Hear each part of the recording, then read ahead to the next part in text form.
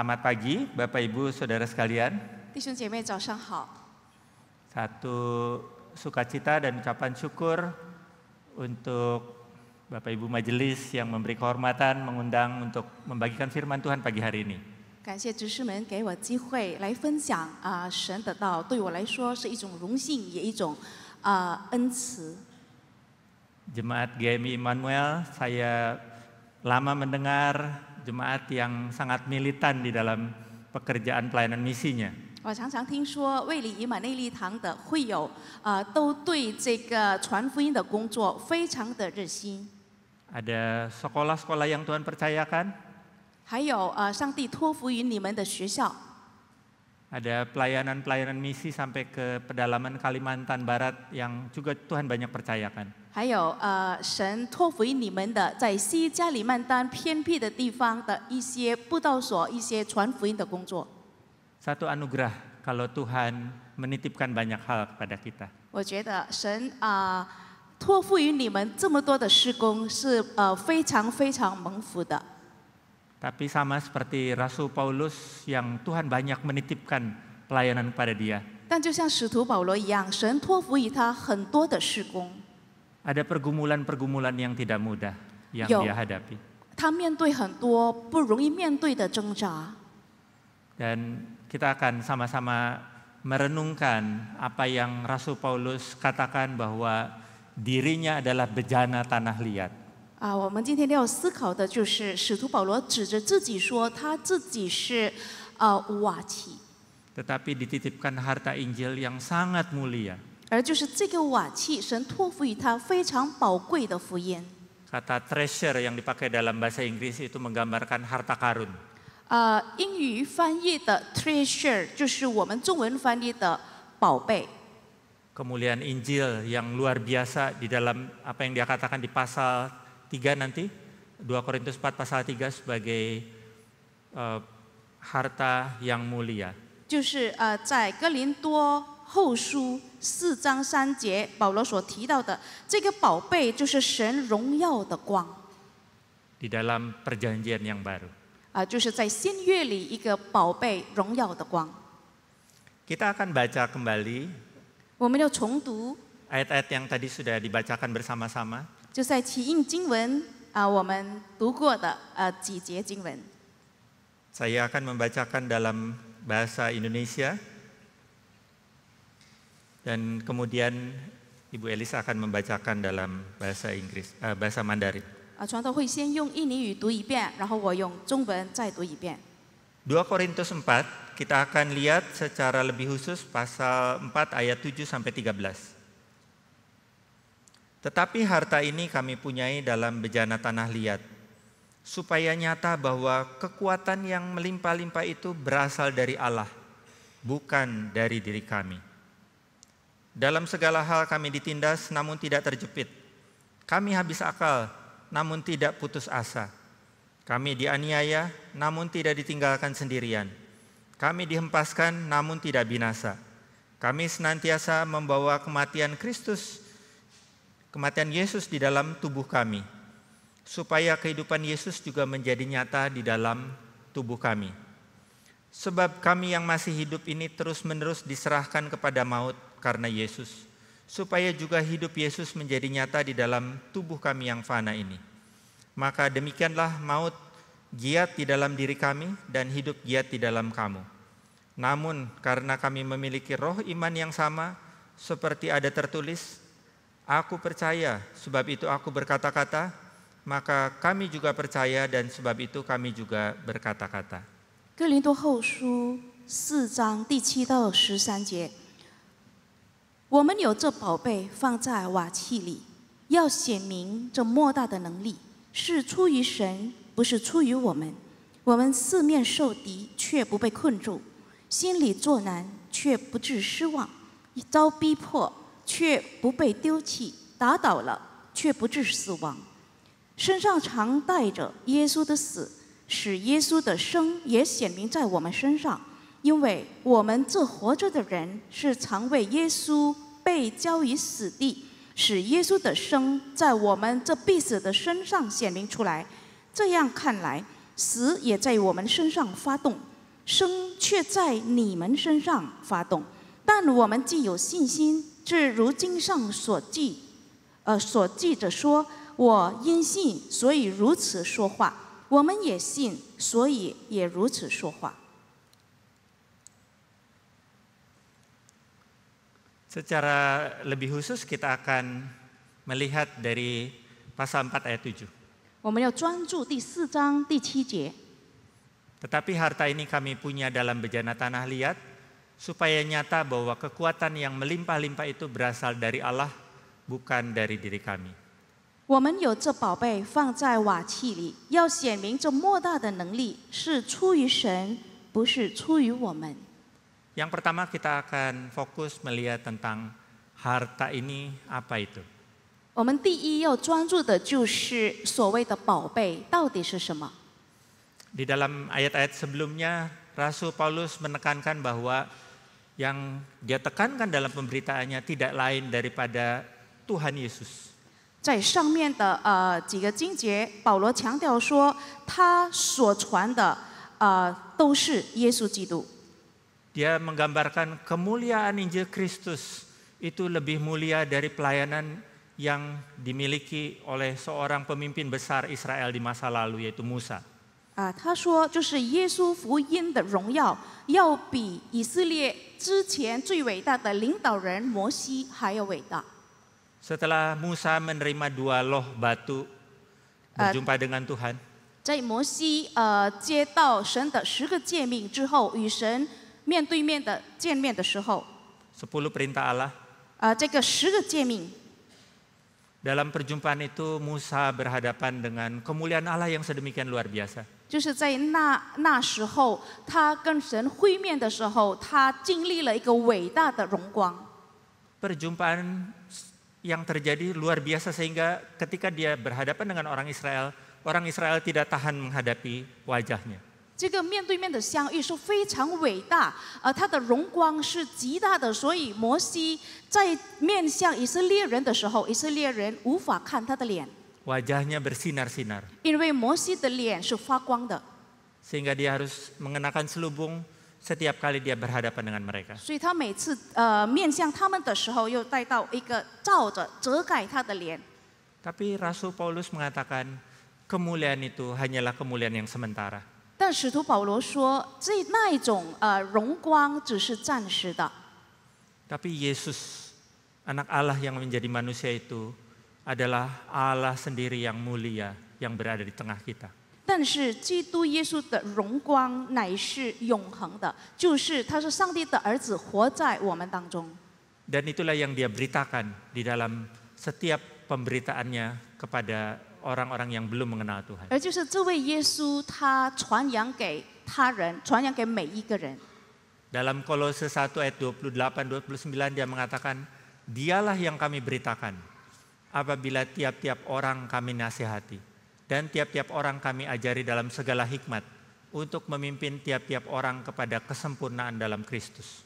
在哥罗西书第1章28节，保罗这么说：“我们传扬他，就是耶稣，是用诸般的智慧劝诫个人，教导个人，要把个人在基督里完完全全的引到神面前。” Rasul Paulus, seseorang yang tadinya membenci Tuhan Yesus 使徒保罗原先是一个恨耶稣基督的人， dan menganiaya para pengikutnya, 他欺压耶稣基督的跟随者， mengalami apa artinya berjumpa dengan Kristus yang mulia itu. 然后他亲身经历什么叫做面对面跟基督相遇。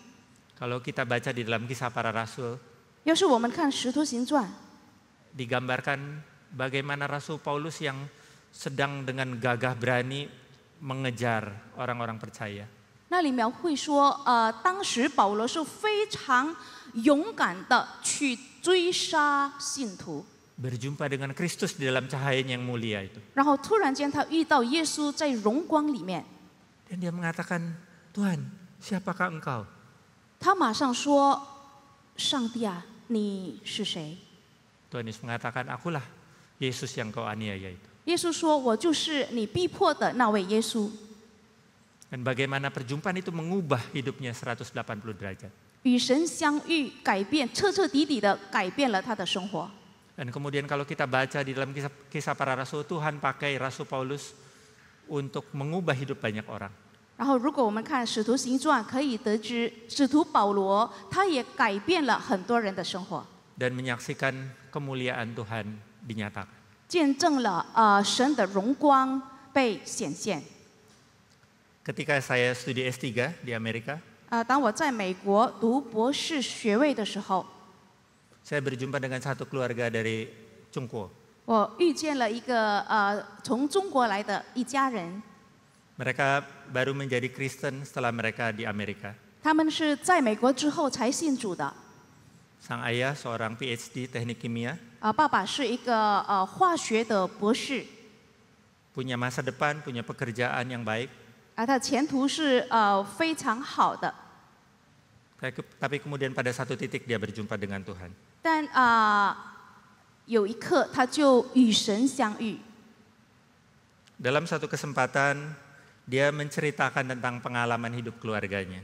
再有一个机会，我就听见了他讲述他家人的经历， Mengapa mereka datang kepada Tuhan. 就是他为什么会来到神的面前。 Dan kemudian dia mengatakan, 然后他说， sejarah hidup keluarga kami ada 3 babak. Sejarah hidup keluarga kami ada 3 babak. 他说我们家庭的生活分3段， Babak pertama adalah masa perang. 就是第一段是征战的时期， Bukan di luar sana tapi di dalam keluarga. 不是在外面征战，是在家庭里面征战。 Anak saya yang pertama mengalami masa perang itu. 我的大儿子就是经历了一个征战期， Babak kedua adalah masa gencatan senjata. 然后第二幕就是第二个阶段，就是他们禁止武器的征战。 Dan babak ketiga adalah masa damai. 第三个阶段就是和平阶段。 Dua anak kami berikutnya mengalami masa gencatan senjata dan masa damai. 我们2个更小的孩子经历的就是那个第2幕的冷战，还有第3幕的那个和平时代。 Tapi anaknya yang pertama mengalami 3 masa itu. 但是他第一个孩子经历过3个阶段， Dia melihat bagaimana Injil Kristus mengubah kehidupan orang tuanya. 大孩子看见基督的福音如何改善爸爸妈妈的生活， Dia mengalami apa artinya perjumpaan dengan Tuhan Yesus yang hidup. 他自己也经历过什么叫与神相遇， Dan dia kemudian tumbuh menjadi orang yang sangat mengasihi Tuhan. 然后他成长为一个非常爱主的人， Karena dia melihat bagaimana Tuhan itu hidup.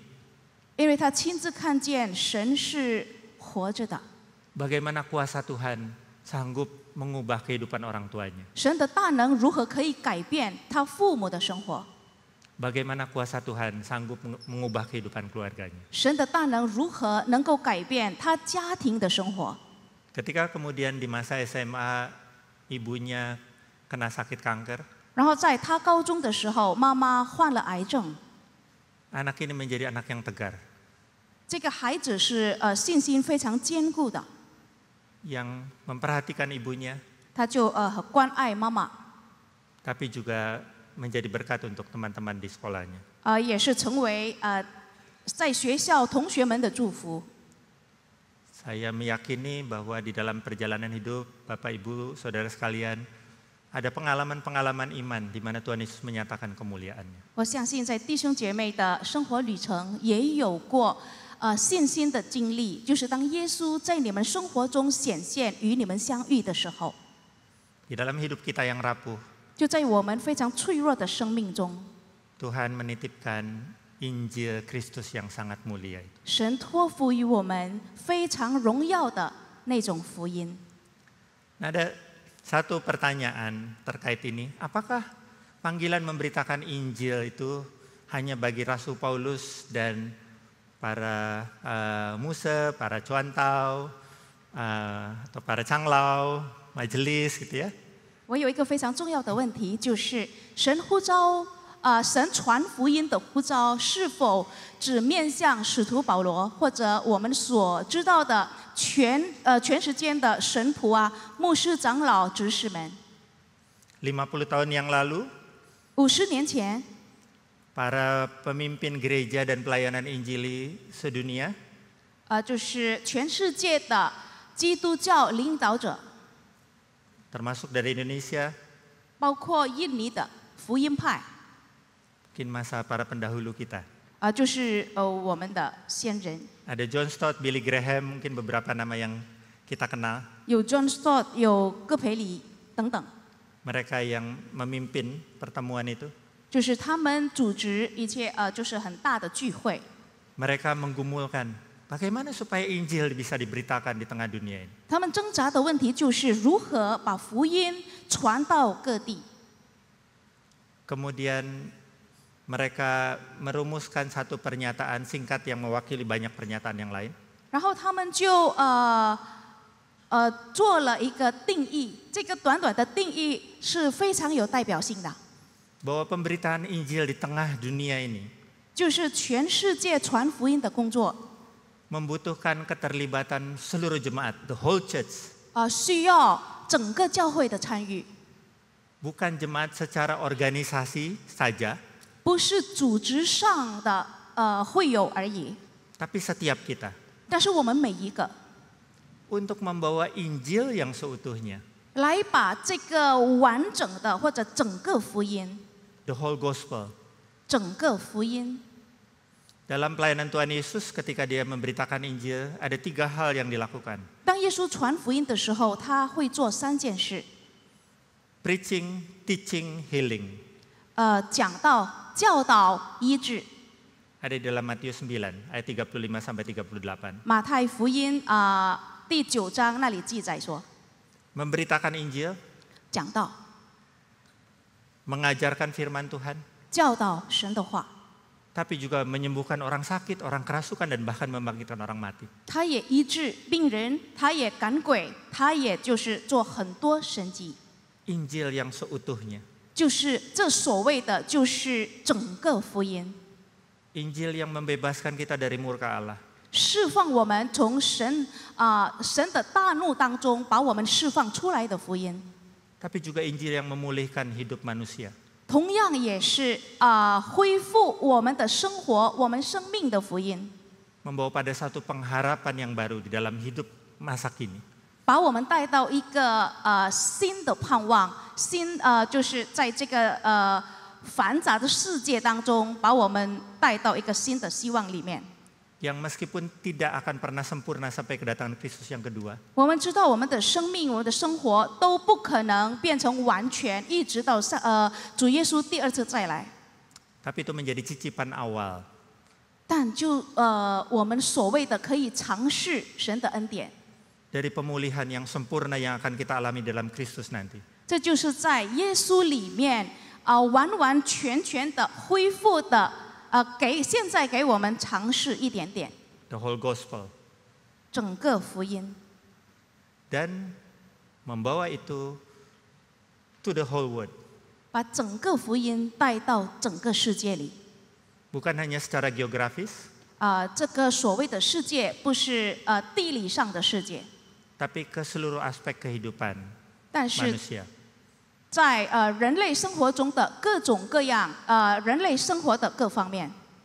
Karena itu sangat bersukacita untuk semangat misi gereja ini. 所以我看见这个教会传福音的精神，我感到非常感恩。 Baik ke tempat-tempat yang jauh di Kalimantan Barat 不管是到西加偏僻的地方， dan di tempat-tempat yang lain, 还是到其他的地方去， maupun di tempat yang dekat. 还是在周围传福音。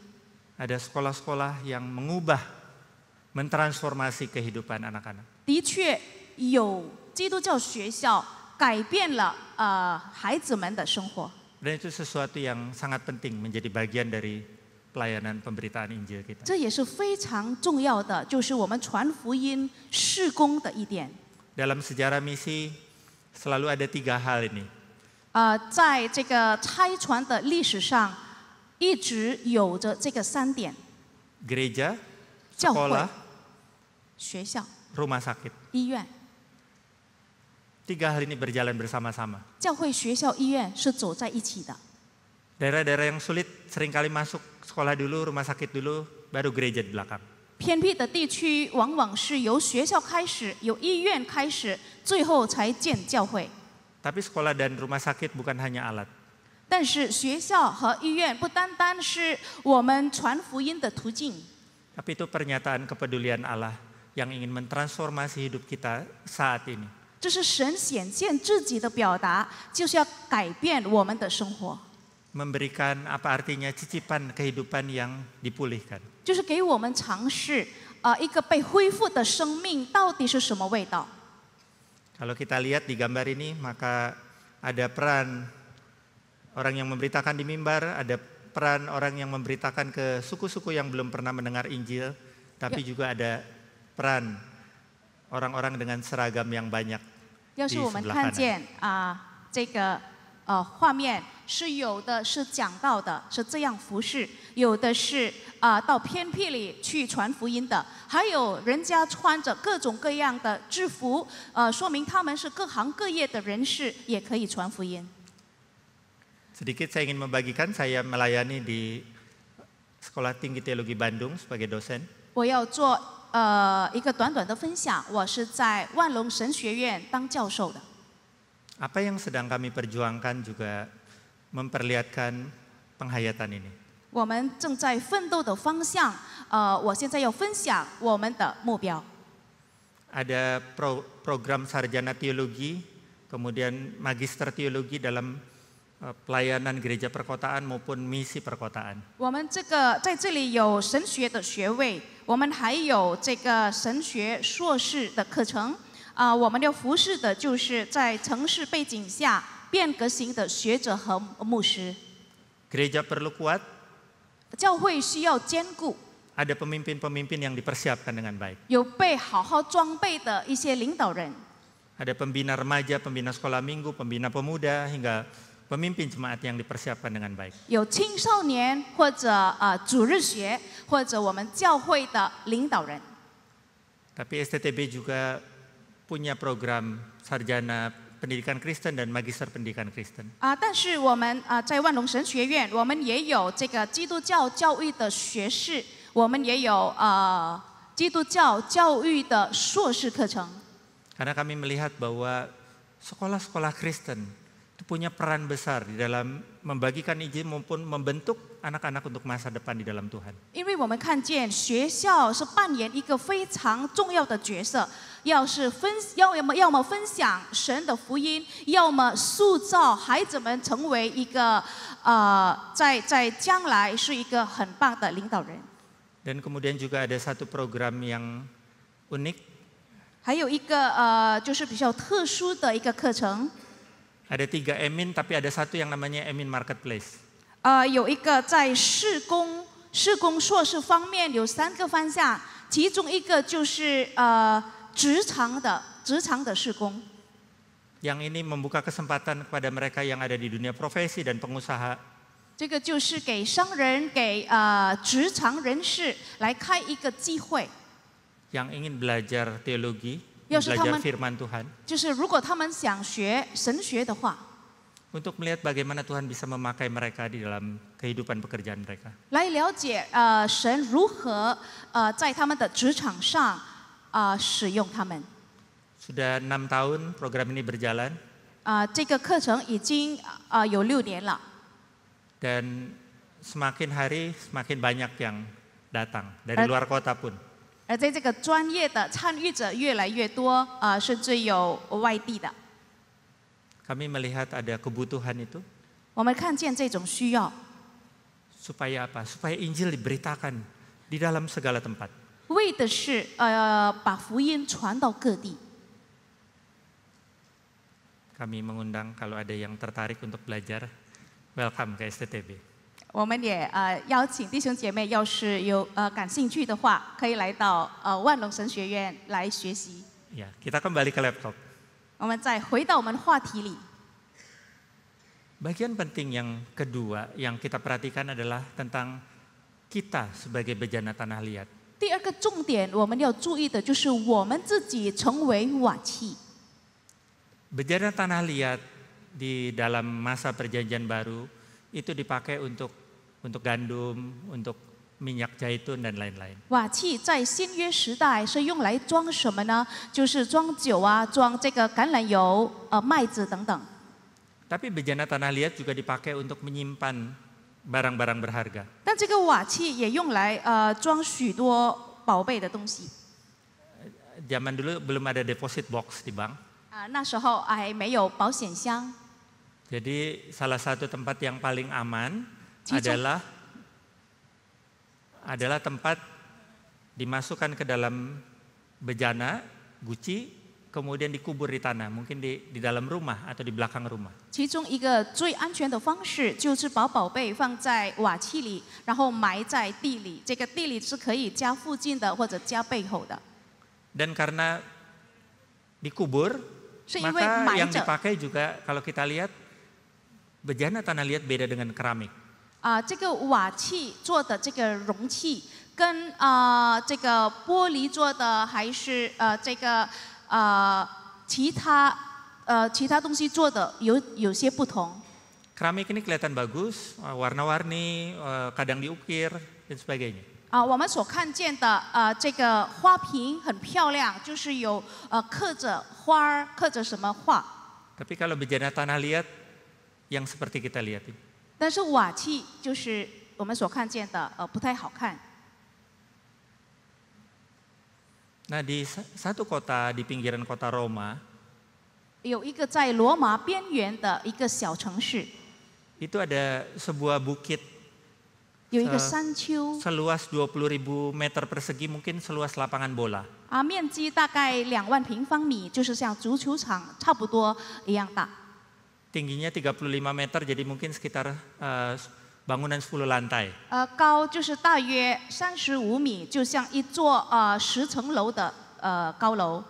Jadi tinggi setinggi gedung 10 lantai, kemudian luas seluas lapangan sepak bola. 它大概是10层楼的一个高楼这么高，还有呢，它宽度就像足球场一样。 Apa isinya?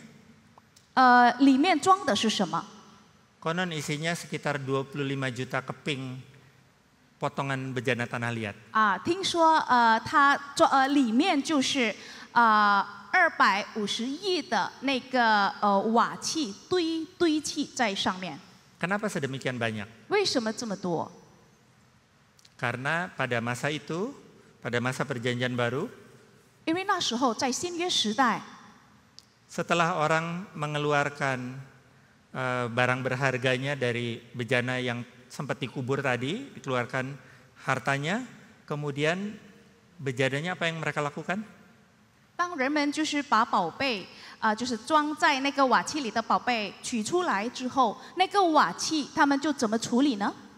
Mereka hancurkan dan kemudian mereka buang. 他们就打碎，然后就丢掉了。 Jadi itu yang terjadi. 就是因为这样， Bejana itu tidak ada harganya. 因为只是瓦器是没有价值的， Tapi harta yang tersimpan di dalam bejana itu, itulah yang berharga. 但是装在里面的宝贝才是有价值。 Kalau kita ingat, Rasul Paulus itu adalah seorang yang sangat hebat. 要是我们记得使徒保罗是个非常了不起的人， Sangat pintar, sangat cerdas, 很聪明、很精明的， orator yang sangat luar biasa. 他是一个很棒的解说家。 Kalau jadi pemimpin, kalau jadi pengusaha, dia akan sukses. 要是当领导、当商人的话，他一定会成功。 Tapi dia katakan, kami ini seperti bejana tanah liat 不过他指着自己说：“我们像瓦器一样， yang tidak berharga. 就是没有价值的。 Kemuliaan kami ada karena kami dititipkan Injil Kristus. 我们有这个所谓的荣光，是因为神托付于我们基督的福音。” Rasul Paulus mengajak kita untuk melihat bahwa 使徒保罗要我们一起看， Mungkin kita merasa hidup kita adalah hidup yang biasa-biasa saja. 也许我们感觉自己的生活很一般， Atau bahkan penuh dengan persoalan. 甚至充满问题。 Tapi karena Kristus hadir dalam hidup kita, 但因为基督在我们的生活掌权， Kristus mengubah hidup kita, 他改变了我们的生活， maka ada kemuliaan yang menyertai kita. 所以我们生命中有那种荣光。 Dan Tuhan memanggil kita untuk memberitakan Injilnya yang mulia itu 神呼召我们来传他荣耀的福音， di dalam segala kerapuhan kita.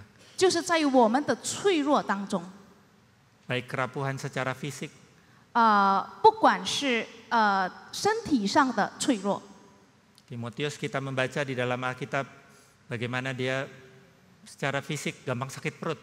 我们看见圣经记载提摩太，他就是身体常常很弱，就是常常会肚子疼。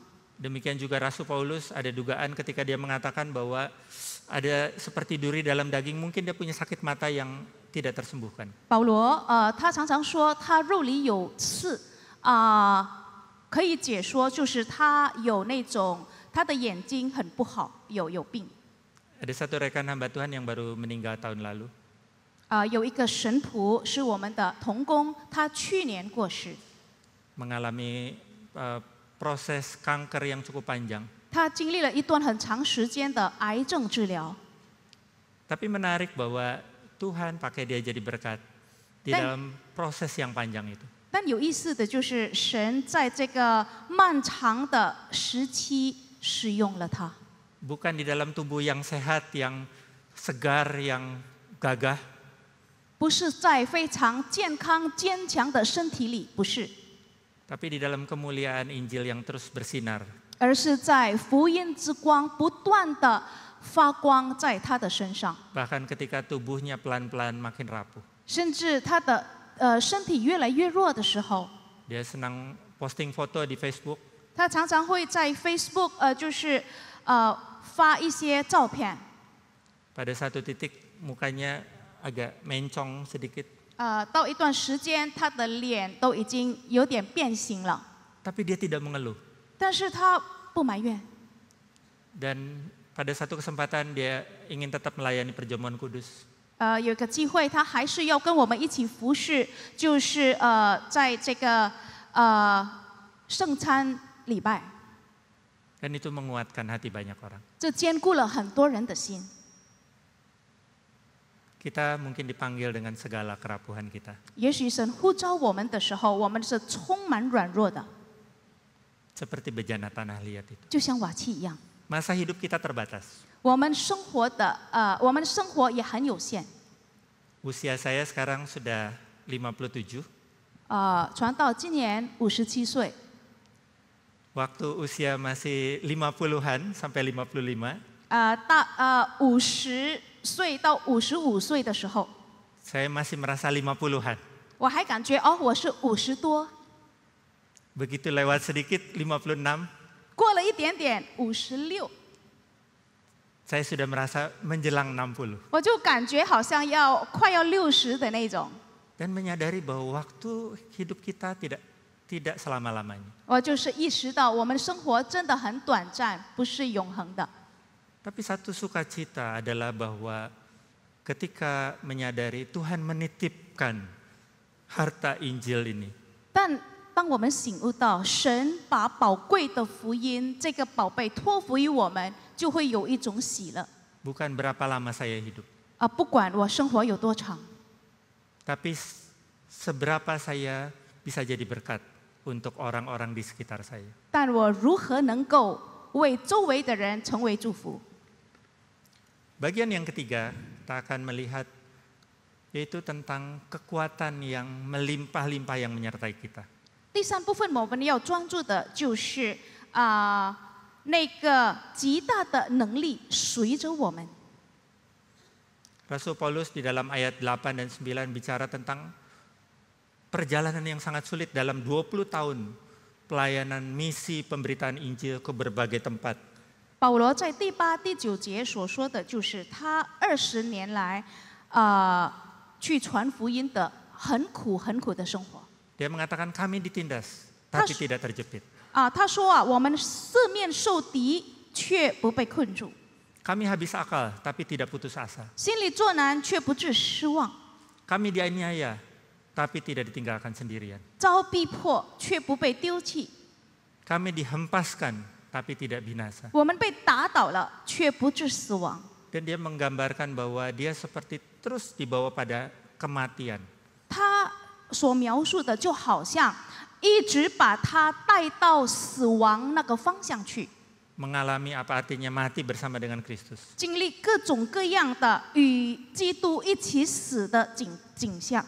Dan dia melihat bahwa penderitaannya itu membawa kehidupan bagi jemaat yang dia layani. 不过他看见他所经历的这个必死的这种经历，是给他所服侍的会友带出生命来。 Dan dia mengatakan bahwa itu bukan hanya sekali-sekali, tapi itu terus-menerus. 所以他说这个不是一次性的，但是一直不断持续的。 Dan dia melihat bahwa apa yang dia alami kemudian membawa kehidupan bagi jemaat. 而且他所看见的就是他所经历的，给他服侍的会友带来新的生命。 Kalau kita lihat dalam narasi kisah para rasul, kita akan memahami apa yang dia katakan. 要是我们在读《使徒行传》的话，我们就会更深的理解他所说的。 Dan mungkin hari ini kita tidak mengalami sedramatis seperti yang dialami oleh Rasul Paulus. 也许今天我们没有经历像保罗的那么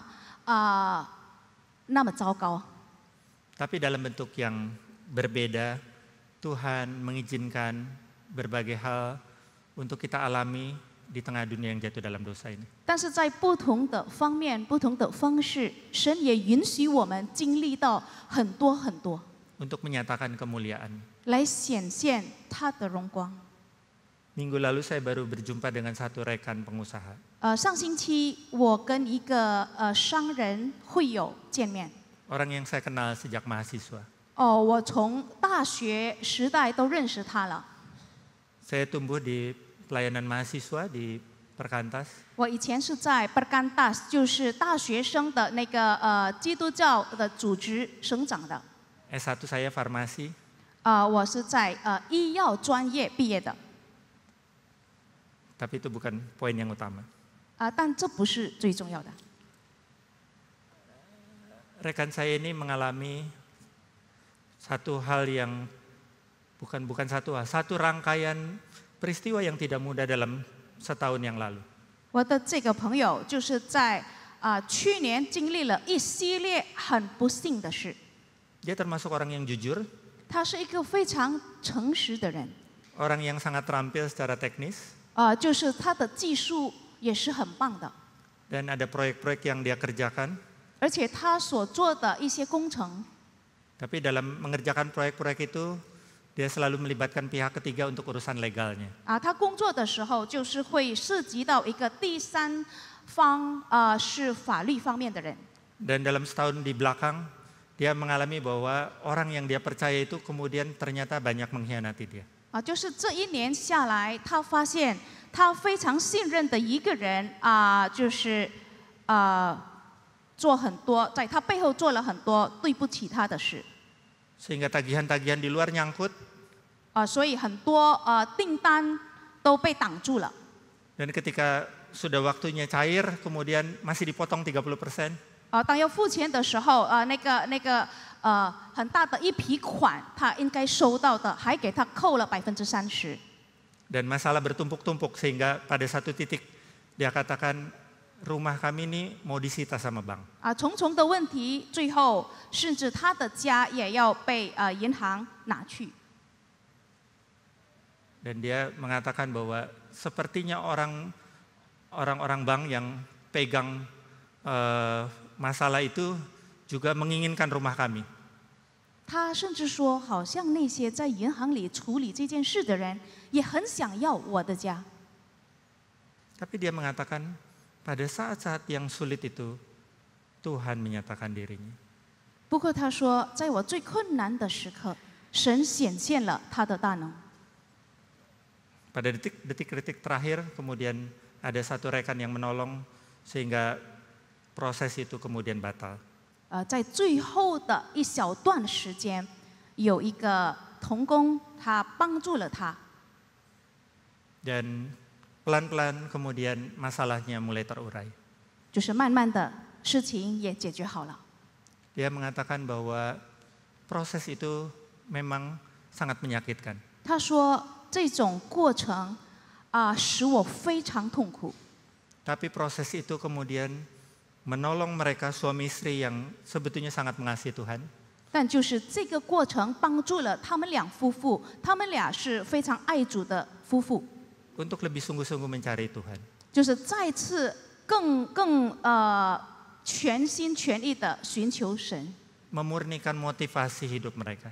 来使他们生活的动机更是这个纯真， Memurnikan ambisi-ambisi mereka. 他们所有的野心也被解决了。 Pada saat ini mereka kemudian dipertemukan dengan proyek-proyek yang lebih besar. 这时候他们所处理的都是更大的工程， Tapi dengan kesiapan yang lebih baik. 他们也装备自己，装备得更好， Dan dengan hati yang lebih murni. 他们也以更纯洁的心去面对， Dan menyadari bahwa mereka butuh Tuhan 真正醒悟到他们需要神， untuk bisa menjadi saksi Tuhan di tengah dunia yang jatuh dalam dosa ini. 才能在这个掉在罪孽里面的世界成为神的见证人。 Dalam satu kesempatan yang lain saya berjumpa dengan satu orang rekan senior. 在一个另外的机会，我又遇见了一个年纪比较大的会友， Orang yang menempuh perjalanan yang juga tidak mudah sebagai pegawai negeri. 一生中也他的生活旅程也不容易，他是一个公务人员， Sampai pensiun 一直到退休， dia mengakhiri pertandingan dengan baik. 他都完成了很好的完成了他的工作， Mulai dari jabatan paling bawah sampai di level direksi. 他从最低的那种职位一直到做董事长， Di satu perusahaan pemerintah yang besar. 就是在这个国企一个很大的国家企业。 Orang-orang yang dia kenal banyak yang pakai rompi kuning KPK. Rompi oranye. 认识他的人现在都就是被抓住了，因为贪污。 Tapi dia melalui itu semua dengan sangat baik. 但是他经历一切，他都很好， Sangat dihormati. 他非常受尊敬。 Tapi ketika dalam waktu berbincang-bincang secara pribadi, 当我跟他就是聊天的时候， orang yang kelihatan sangat tegar ini 看起来很坚强的人， adalah orang yang sebetulnya bergumul juga. 其实他的挣扎是很多很大的。 Dia mengatakan, saya butuh didoakan. 他说：“我需要您为我祷告， Saya butuh didoakan. 我需要您为我祷告， Karena pertarungan saya seperti tidak ada habisnya. 因为我的战争好像没有结束。